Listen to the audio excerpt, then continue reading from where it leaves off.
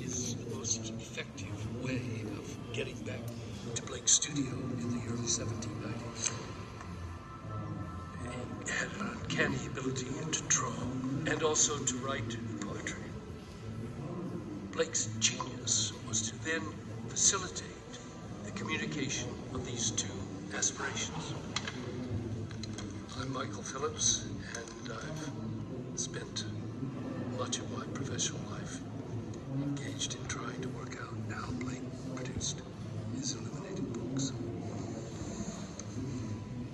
Blake used the cover plate like a sheet of paper and stopping out varnish, which is an acid-resistant varnish. It's used to protect some areas with a quill pen or a very fine brush. And training himself to write backwards, mirror writing, he wrote his text and drew his designs in reverse, so that when the stopping out varnish dried and hardened, he could then build a wax dike around the edge of the copper plate, and using that as a bath, pour the mordant, highly corrosive nitric acid. The purpose of the mordant is to etch all the areas except those that he protected with the stop-out varnish. The feather is used to stir the nitric acid within the wax dike. Relief etching inverts the intaglio process. Instead of etching the design, the text and image are protected by the stopping out varnish. Thus, after the etching process is completed, those raised surfaces are inked. Blake had a very limited palette, but it was a master as a colorman of being able to mix using these very few 7 or 8 pigments to get almost any color form. To form the ink, the pigment is then mixed with linseed or nut as a paste.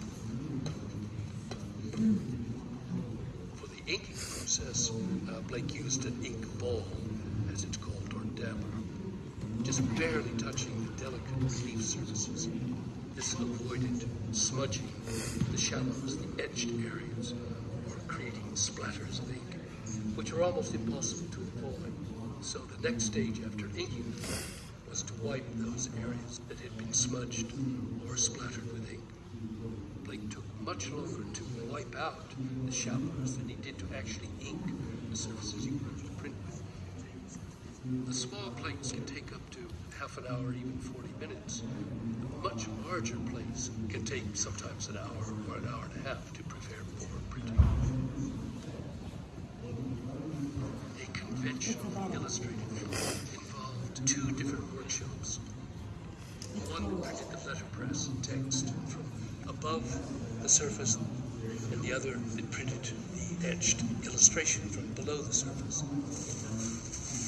So there is no physical way in which, using conventional means of letterpress printing and intaglio printing, that both can be printed in the same press.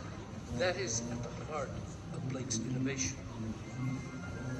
Using the stopping out varnish to write both his text and his design, he could print both in his own rolling press. Blake averted conventional modes of publication, and by implication, and not unwittingly, censorship.